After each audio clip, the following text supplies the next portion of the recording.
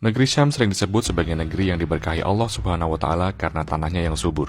Bukan hanya itu, wilayah ini juga menjadi tempat berkumpulnya para nabi dan rasul, sekaligus menjadi tempat yang sangat spesial karena perannya di hari akhir nanti. Sebenarnya, apa sih rahasia di balik keberkahan negeri Syam yang bikin wilayah ini terus diperebutkan selama ribuan tahun?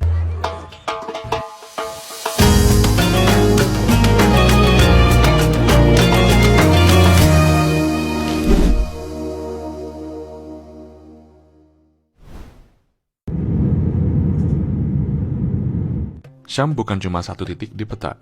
Ini adalah gabungan dari 4 negara modern, Suriah, Lebanon, Yordania, dan Palestina.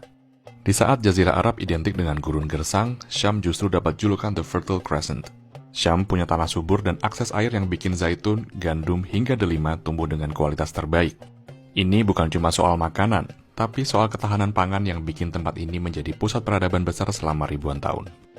Secara posisi, Syam adalah titik pertemuan 3 benua, Asia, Afrika, dan Eropa.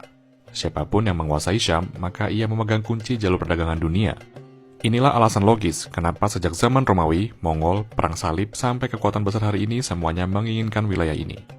Dari sisi keagamaan, Syam bukan cuma tempat bagi para nabi terdahulu, tapi juga dipercaya sebagai panggung spiritual di masa depan. Dalam eskatologi Islam, banyak peristiwa besar akhir zaman mulai dari turunnya Nabi Isa hingga kekalahan Dajjal dipercaya akan terjadi di tanah ini. Hal inilah yang bikin Syam punya kedekatan emosional bagi miliaran umat beriman di seluruh dunia. Ironisnya, keberkahan Syam yang melimpah tidak berbanding lurus dengan kehidupan yang tenang bagi segenap warganya. Kesuburan dan lokasinya yang strategis harus dibayar mahal dengan sejarah kompleks yang penuh air mata, serta ujian geopolitik yang gak pernah berhenti. Jadi, gimana menurutmu? Apakah nilai strategis tersebut membawa keberkahan atau justru petaka bagi penduduknya? Share pendapatmu di kolom komentar ya!